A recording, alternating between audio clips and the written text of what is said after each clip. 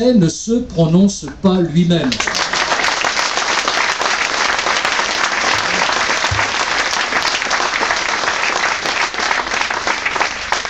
Alors, vous voyez que ce n'est pas les sujets qui nous manqueront, je n'en développerai pas d'autres et je vous rassure, mais ça, c'est important dans un début de campagne. La référence à la nation, la référence à la citoyenneté, quand on a l'honneur d'être le député de la nation, comme je le suis depuis 15 ans, grâce à vous. Et même si ce n'est pas grâce à vous tous, et grâce à d'autres, mais il n'en demeure pas moins que je l'ai été. Je l'ai porté en tout cas avec fierté, et n'en déplaise aux autres avec conviction. Des convictions qui dérangent, tant mieux, et qui dérangent un milieu médiatico-gaucho-parisien dont je n'ai que faire. Un certain nombre d'entre eux m'ont demandé de venir me suivre ici, au pays des ploucs, au royaume de la beaufitude, dont je suis l'élément représentatif. Parce que c'est comme ça qu'ils vous caractérisent. Quand ils m'insultent, ils vous insultent aussi. Donc ils m'ont demandé de venir suivre le roi des beaufs sur les marchés, dans les campagnes. J'ai dit, moi, vous êtes gentil, vous restez chez vous à Paris. Chaque fois qu'il y a une caméra, je perds 50 voix.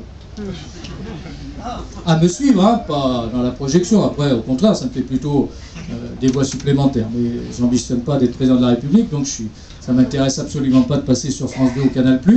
Donc, je refuse tout accompagnement médiatique durant cette campagne. C'est vous qui allez donner la réponse à tous ces braves gens qui vous méprisent, qui vous ignorent, qui vous salissent.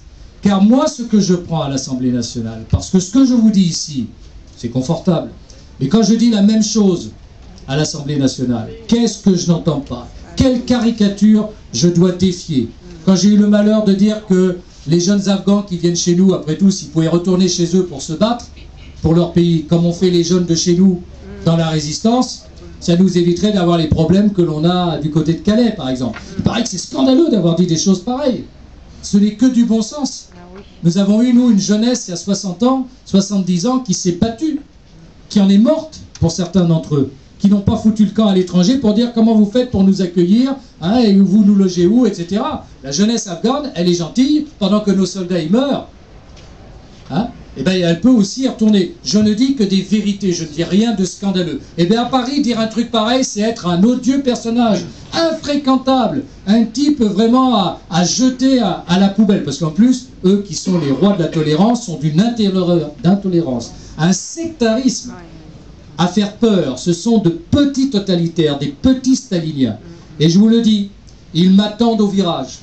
Ils nous attendent au virage. C'est pour ça que dans cette élection, sur cette circonscription-là, motivez les gens autour de vous. Ne croyez pas que c'est acquis d'avance. Ne vous dites pas, oui, bah Lucas, il n'y a pas de problème, ça va, on connaît et tout, et puis bah, j'attendrai le deuxième tour, et puis on verra. Non, le score du premier tour sera déterminant pour me permettre de la ramener encore davantage. J'ai besoin de vous.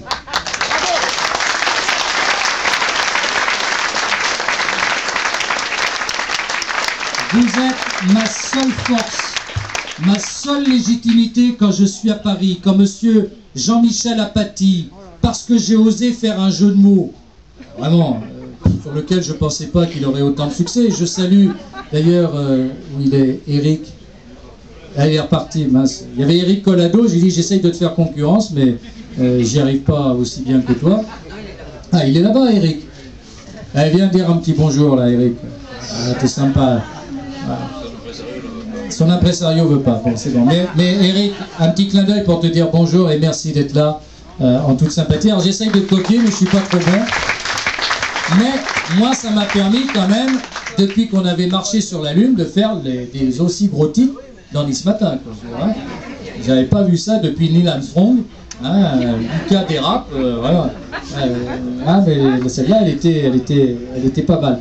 Donc, ce que je veux vous dire, c'est que ils veulent m'abattre. Et tous les moyens sont utilisés. Je regarde le Nouvel Observateur, journal sérieux. On reprend des phrases, on les malaxe, on les truque, c'est repris par d'autres. Lionel Lucas, il défend la peine de mort sur les crimes sexuels. Je pense que je pense, mais je n'ai jamais dit un truc pareil. La première fois que j'ai pris la parole à l'Assemblée nationale, c'était en octobre 97, Madame Guigou était en face de moi, et elle nous propose un texte pour la prévention de la récidive des crimes sexuels. Bien. D'ailleurs, ce texte, je n'ai pas voté contre. J'ai dû m'abstenir, pour pas voter non plus pour lui faire plaisir, mais enfin, je n'ai pas voté contre, parce que ça allait dans le bon sens. Mais à l'Assemblée, je finis mon discours en lui disant « Madame la ministre, vous n'empêcherez pas les Français de penser que la seule façon de prévenir les crimes, la récidive des crimes sexuels, c'est la peine de mort. » Elle est tombée dans les pommes, je ne sais pas qui lui a fait le bouche à bouche. À droite, consternation, il a osé prononcer le mot sacrilège de peine de mort. Je suis le dernier à avoir prononcé ça dans cette tribune. Hein. Je veux dire, c'est comme si c'était insupportable, comme si j'étais devenu moi le criminel à mon tour. Hein, c'est vous dire. Bon, on a le droit de penser son mais en tout état de cause, c'est pas ce que j'ai dit. C'est venu sur le site du Nouvel Obs et autres, c'est Lionel Lucas est pour la peine de mort sur la récidive des crimes sexuels. J'ai dit, vous n'empêcherez pas les Français de penser que. Voilà comment on fabrique les phrases, on trompe, on fait l'amalgame, on déforme, et au bout d'un certain temps, quand le type il lit ma biographie, il dit, mais qu'est-ce que c'est que cet individu? D'où il sort? Il a passé 50 ans au Brésil en villégiature, il revient après la Deuxième Guerre mondiale, enfin il manque plus que l'uniforme, etc. D'ailleurs, certaines journalistes, comme Le Figaro, journal de gauche bien connu, hein, qui me voient toujours à l'Assemblée nationale en veste de cuir noire.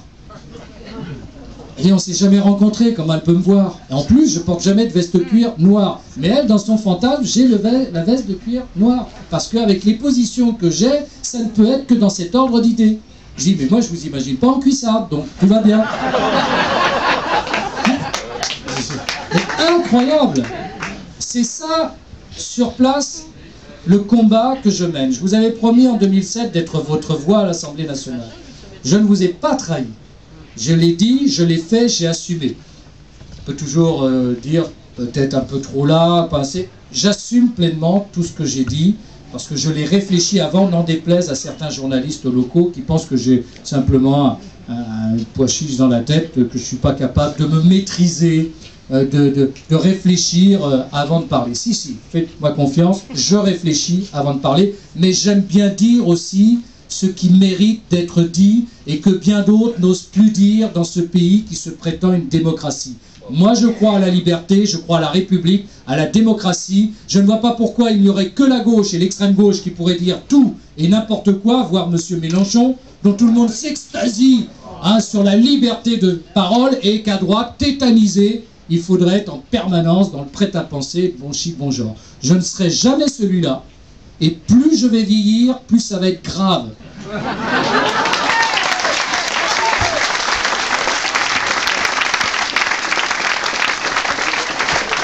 Mais, je vous le dis, le 10 juin, il faut un résultat.